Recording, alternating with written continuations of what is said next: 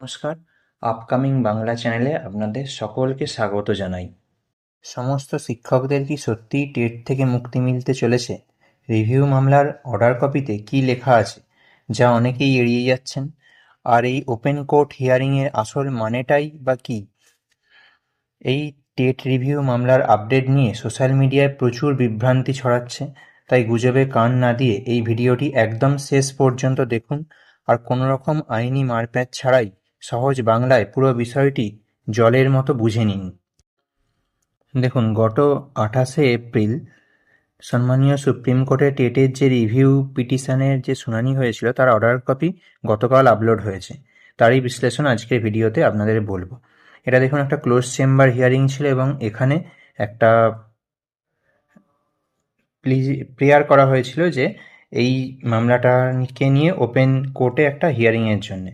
তো সেই open court হিয়ারিংয়ের যে আবেদন সেটা মঞ্জুর হয়েছে এবং সেটার ডেট পড়েছে দেখুন 13/5/2026, অর্থাৎ 13ই মেতে এইটার একটা ডেট দিয়েছে। এবং এখানে দেখুন একটা অ্যাপ্লিকেশান নাম্বার, আপনারা ভালো করে খেয়াল করুন, 237685/2025। এই মামলার যে এই অ্যাপ্লিকেশান নাম্বারটা, এই নাম্বারটা যখন আমরা পরবর্তীকালে দেখব, দেখুন এখানে এই একই নাম্বার আছে 237685/2025। এটা দেখুন ওরাল হিয়ারিংয়ের জন্য এই যে পার্টিকুলারটা দেখুন এখানে দেখাচ্ছে ওরাল হিয়ারিং এবং এর রিমার্কসেও দিচ্ছে application grant for oral hearing, অর্থাৎ অ্যাপ্লিকেশন করা হয়েছিল যেটা ওরাল হিয়ারিংয়ের জন্য সেটা গ্র্যান্ট হয়েছে।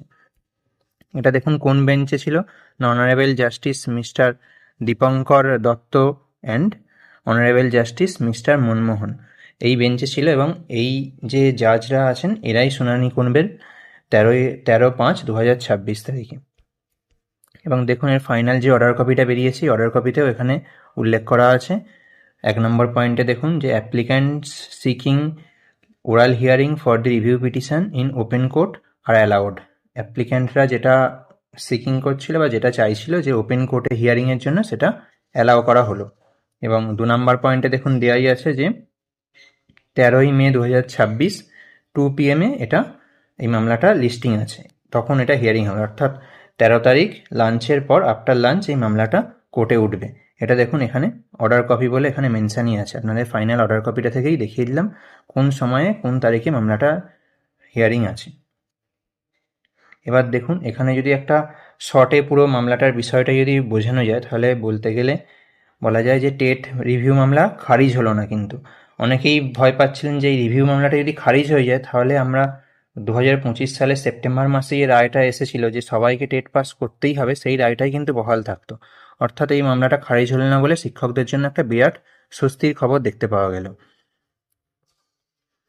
এরপরে রিভিউয়ের আবেদন খারিজ হল না 28শে এপ্রিল 2026 তারিখে যে মামলাটা ছিল, যেটার অর্ডার কপিটা আমি আপনাদের জাস্ট এইমাত্র দেখালাম।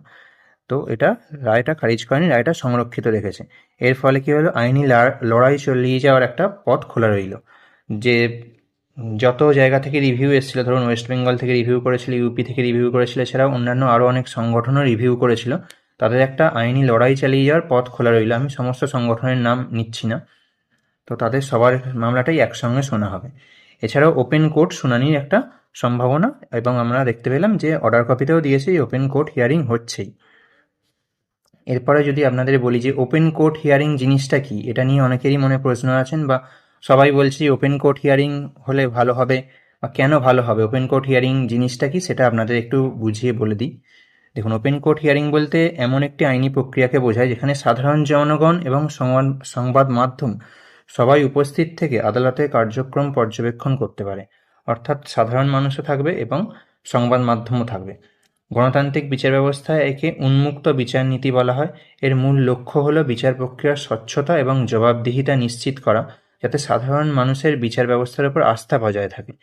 এর ফলে কিন্তু আপনি আমি সবাই দেখতে পাবো যে মামলাটার কতটা প্রসিডিং হলো বা কার এগেনস্টে কী যুক্তি দেওয়া হলো, কী হলো, পুরোপুরি পুঙ্খানুপুঙ্খ সবাই দেখতে পাবে। কিন্তু ক্লোজ চেম্বার হিয়ারিং যখন হয় তখন কিন্তু শুধুমাত্র সেটা ভিডিওগ্রাফি থাকে, কিন্তু সেটা পাবলিকলি অ্যাভেলেবেল হয় না।